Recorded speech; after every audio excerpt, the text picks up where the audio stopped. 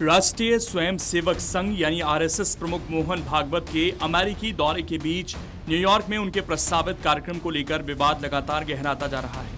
29 अगस्त को न्यूयॉर्क के मशहूर मेडिसन स्क्वायर गार्डन में भागवत भारतीय अमेरिकी समुदाय को संबोधित करने वाले हैं। इसी कार्यक्रम को लेकर न्यूयॉर्क के मेयर जोहरान ममदानी ने अपनी असहमति जाहिर की है। हालांकि उन्होंने ये भी साफ किया कि किसी निजी कार्यक्रम को रद्द कराने का अधिकार शहर प्रशासन के पास है या नहीं, इसे लेकर वो निश्चित नहीं है।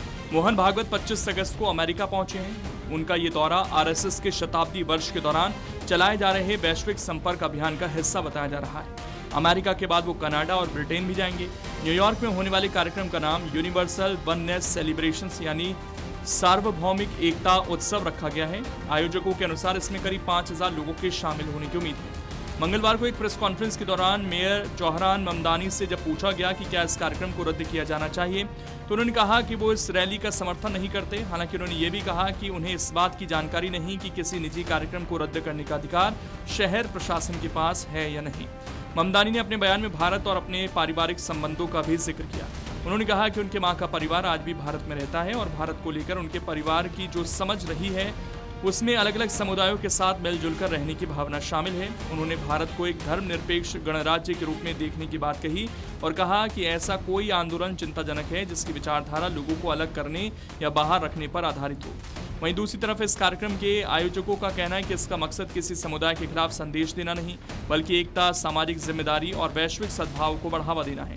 यूनिवर्सल वननेस सेलिब्रेशन का आयोजन American Hindus for engagement and dialogue यानी अहेड कर रहा है। आयोजकों ने इस आयोजन को रक्षाबंधन के अवसर से भी जोड़ा है। कार्यक्रम का मुख्य संदेश वसुदेव कुटुंबकम रखा गया है, जिसका अर्थ है कि पूरी दुनिया एक परिवार है। आयोजकों के अनुसार कार्यक्रम में लोगों के बीच कृत्रिम विभाजनों को खत्म करने, आपसी सम्मान बढ़ाने और मानवता के साझा संबंधों पर चर्चा की जाएगी। दूसरी ओर आरएसएस ने भागवत के विदेश दौरे को संगठन के 100वें स्थापना वर्ष से जुड़ा महत्वपूर्ण अभियान बताया है। संगठन के अनुसार इस यात्रा का उद्देश्य विदेशों में भारतीय मूल के लोगों और व्यापक समुदायों के साथ संवाद बढ़ाना है। आरएसएस का कहना है कि इस दौरान भारत की सांस्कृतिक परंपराओं और वसुदेव कुटुंबकम जैसे अवधारणाओं को भी सामने रखा जाएगा।